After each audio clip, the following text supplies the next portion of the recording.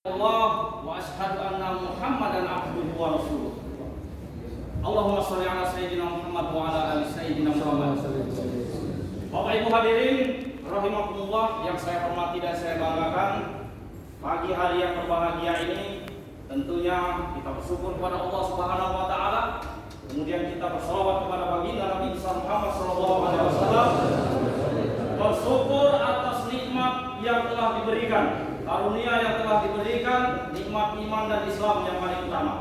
Sehingga ibu bisa terpilih, bapak bisa terpilih kembali. Dan juga yang mengiringinya adalah nikmat kesehatan dan juga kesempatan. Tanpa nikmat-nikmat tersebut yang diberikan oleh Allah, niscaya kita akan hadir dalam majelis yang mulia ini.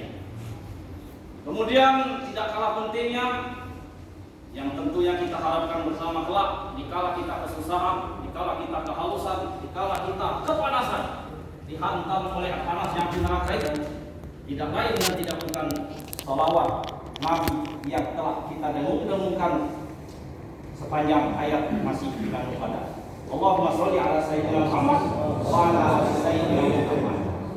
Bapak Ibu hadirin yang berbahagia, di awal tadi Bapak Mulyadi Zaki sedikit menyampaikan pengalaman-pengalaman beliau, dan itu ada makna yang tersurat dan tersirat. Saya yakin Bapak Ibu sudah menangkap. Namun sebelumnya izinkan saya memperkenalkan diri. Nama saya, kalau ada bapak-bapak umur yang ada sekarang ini 60, 50, beliau merasakan zaman pemerintahan Pak Harto. Beliau pernah kenal yang namanya Sudomo.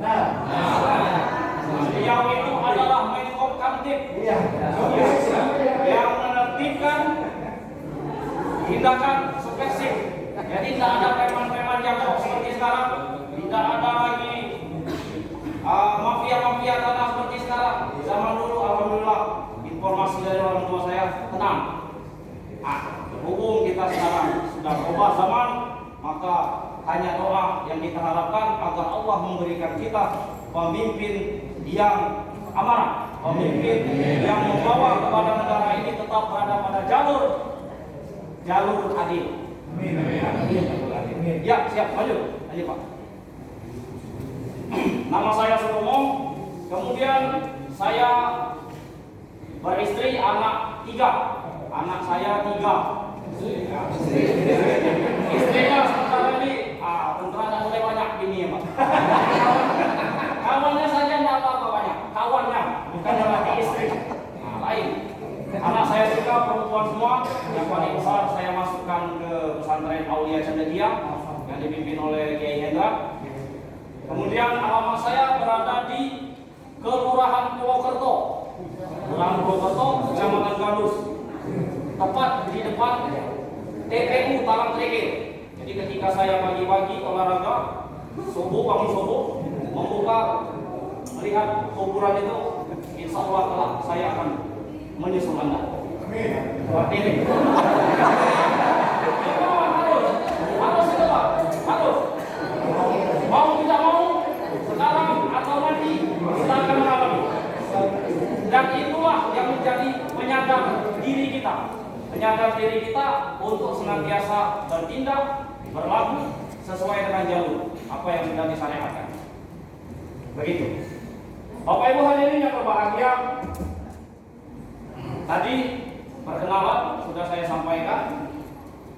Untuk mengisi materi ini, sebenarnya saya ini tidak begitu menguasai Pak.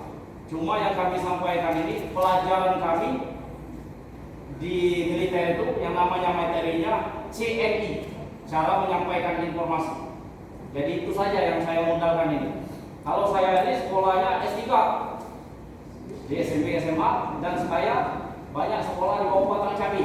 Artinya saya di lapangan aja. Tidak pernah saya mencicipi yang namanya bangku kuliah. Jadi mohon maaf apabila saya ini bukannya berarti saya menggurui kepada bapak-bapak sekalian yang notabene sekarang menjadi siswa peserta. Ada kata orang ataupun kata guru, walaupun itu anak kecil yang menyampaikan kalimat ataupun kata-kata yang bijak, itu ambil. Itu ambil. Jadi saya mohon, saya minta maaf apabila nanti ada nada yang mengajari. Kita masuk saja langsung ke materi, Pak ya. Saya ambil kesimpulan tengah saya. Perkenalan sudah. Masih kurang? Ya, masih kurang. Satuan saya Kodim 0418 Palembang. Ya, yang dipimpin oleh Letnan Kolonel Arif Hidayat. Beliau baru menjabat 1 minggu jadi komandan Kodim 05 dan kemudian sub satuan saya adalah Koramil 07 Sukarami yang berada di Jalan Perindustrian. Di seberangnya itu ada SPBU. Kita masuk di samping rumah makan Palapa itu. Kemudian pengalaman saya selama bertugas menjadi abdi negara ini, yang pertama saya terlibat dalam tugas operasi militer di daerah Aceh tahun 2003.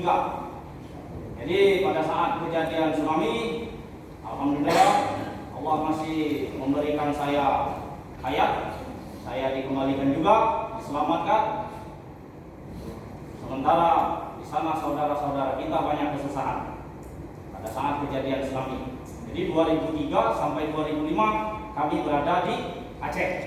Jadi riwayat tentang tsunami itu, dia minta dengan Allah jangan sampai terulang kembali bencana itu.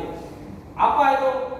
Ya doa-doa daripada jamaah-jamaah haji yang bapak-bapak pimpin nanti, ibu-ibu pimpin juga nanti, supaya Indonesia ini hilang daripada bencana-bencana besar seperti ini.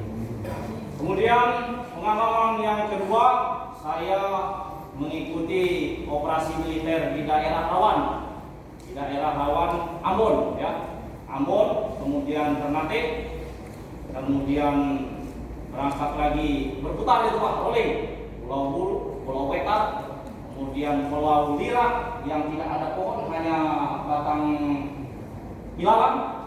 Nah, di situ. Untuk hidup kita berpikir sendiri bagaimana cara bersosialisasi di sana. Kemudian pendidikan saya dari militer, pendidikan Tamtama tahun 2003, 2002 gelombang pertama, selesainya awal 2003. Kemudian secara reguler kami mengikuti tahun 2015 di Lapak juga. Saya kira demikian untuk perkenalan dan pengalaman kami. Kemudian kita memasuki materinya, masalah kepemimpinan.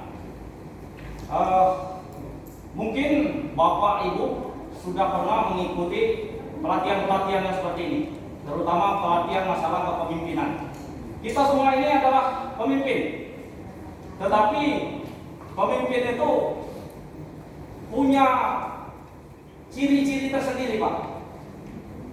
Menjadi seorang pemimpin itu bukan berarti dia itu pintar, bukan berarti titelnya banyak, tetapi menjadi pemimpin itu adalah orang yang mampu menerima kekurangan daripada orang-orang yang dipimpinnya, mampu menerima kelebihan daripada orang-orang yang dipimpinnya juga, dan juga mampu menjadi solusi bagi orang-orang yang dipimpinnya. Jadi apabila seorang pemimpin sudah seperti itu, maka yang dipimpin tidak akan demo, tidak akan berontak, tidak akan berundang, karena mampu menguasai, mampu menerima dia dijelek-jelekan oleh orang-orang yang dipimpin. Seperti itu. Jadi punya tenggang rasa, punya sifat tepos liro, nerimo, kata orang Jawa, nerima. Jadi Bapak Ibu nanti di lapangan akan menemui berbagai macam tantangan. Bagaimana pengalaman saya, kebetulan pada tahun 2002 awal bulan Februari, saya terima kasih diberikan kesempatan oleh Allah Subhanahu wa taala untuk bertamu kepada beliau, berziarah kepada baginda Nabi. Saya menjadi peserta umroh dari biaya satuan. Saya mendapatkan hadiah sebagaimana cerita Pak Mulyadi tadi. Dan kebetulan di dalam rombongan tersebut saya cuma 2 orang yang muda. Yang lainnya itu ibu-ibu yang sudah retak, yang pakai kursi dorong, kemudian bapak-bapak yang hejat tapi dia banyak omong. Saya katakan sebagaimana apa adanya. Dia banyak omong, tetapi dia tidak tahu. Disinilah letak kita, kesadaran kita. Tidak perlu kita tunjuk kalau jadi pemimpin, tetapi sadar bahwasanya kita ke Mekah ini ibadah. Bagaimanapun juga saya harus mendapatkan hasil daripada ibadah saya ini. Jangan percuma saya datang ke sana, enggak ada faedahnya, enggak ada manfaatnya saya sana. Apa tindakan? Sabar. Sabar dan ikhlas. Orang sabar belum tentu ikhlas, tetapi orang ikhlas pasti dia sabar. Sabar bagaimana? Menghadapi daripada jamaah, rekan. Menghadapi jamaah dan rekan. Bermacam-macam bentuk jamaah di situ, Pak. Bermacam-macam sifatnya, kemauannya masing-masing. Ada yang kita lagi makan, dia nanti ya kalau umur sudah 70, 50 tahun ke atas itu sudah rentan dengan penyakit. Jadi kita lagi makan nanti dia seperti itu. Ada yang tidak sabar, pasti marah. Wah ini mau lagi makan. Nah di sinilah letaknya. Ya, letak daripada kesabaran. Jangan coba-coba. Ini orang kesehatan dan orang berpakaian ini harus sabar betul ini menghadapi orang-orang seperti ini. Kemudian ada lagi pengalaman saya, namanya Pak Mahmud. Dia orang Kayu.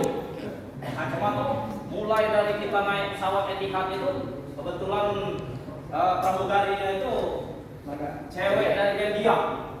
Dia di sana campur, Pak. Pesawat Etihad itu pesawat internasional. Jadi pramugaranya itu campur dari Prancis, Belgia. Mulai dari masuk pesawat itu memang bapak ini banyak tingkah.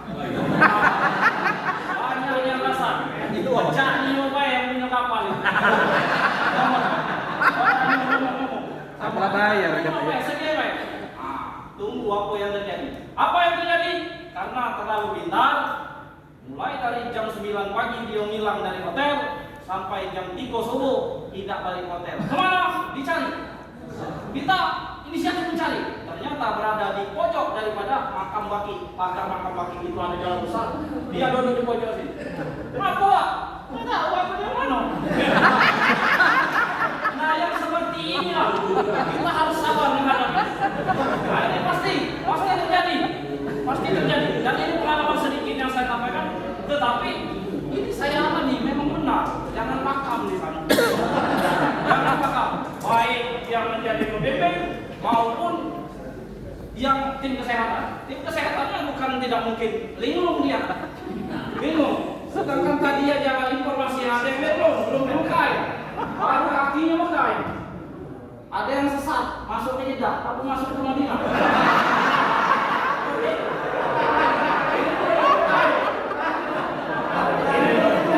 Ini contoh. Ya, contoh yang bakal terjadi nanti. Contoh yang bakal terjadi nanti. Seperti itu. Kemudian lagi. Masuk Madinah. Banyak orang-orang tua yang kita hadapi nanti di lapangan sobat kita nanti. Banyak orang-orang tua yang kita hadapi. Saya pernah juga mengalami ketika ngambil wudhu di pintu 351. Ada pintu 351 depannya ini ada tempat wudhu.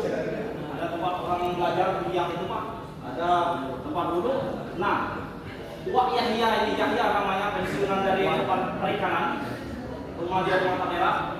Nah, ternyata memisahkan diri. Jam 3 subuh orang sibuk mau masuk ke Madinah, ke Masjid Nabawi.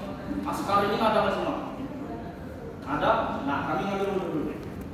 Setelah ngambil wudhu, dilihat ada rombongan dari Uzbekistan, Tajikistan, dari Jordan, banyak di sana orangnya besar-besar. Bayangkan telapak kakinya kayak sebesar lutut aku. Kalian tidak usah nak kami itu di sana. Memang keren, memang benar dia. Tak baca nak kena gitu. Itu nan hal. Kita di sini kita tempat tinggal, tak cerita yang kita tentang aku di sana. Tak baca. Kita orang di sana. Nak brigadir jenderal. Tidak ada cerita.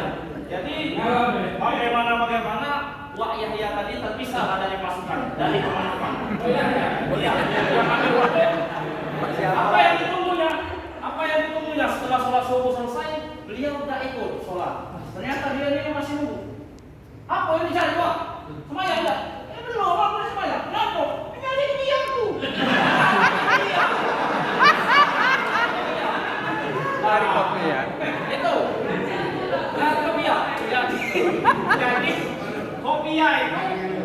Dari mana kopi ya itu? Kita cari. Oh ya kita sepatu dia tuh. Kopi yang putih Haji. Dia maklum, kita maklum. Beliau sudah umur 82 tahun. Iya, maklum. Kita maklum. Maka dari itu kita segera bawa ke Masjid Nabawi, sholat dulu, ikut jamaah yang baru sholat. Nah, itu pengalaman. Jadi kita yang lebih muda dalam suatu rombongan, dalam suatu tim kerja, jangan apatis. Jangan tidak mau tahu dengan teman. Jangan kalian atau Bapak Ibu hadirin sekalian itu tidak mau tahu. Mantap masalah kamu tuh. Asli, aku capek. Lambus sana kita jauh boleh. Kita boleh. Karena Bapak Ibu sekalian itu ibadah sekaligus kerja. Jadi percaya dan yakinlah bahwasanya hasil tidak akan mengkhianati daripada kerja.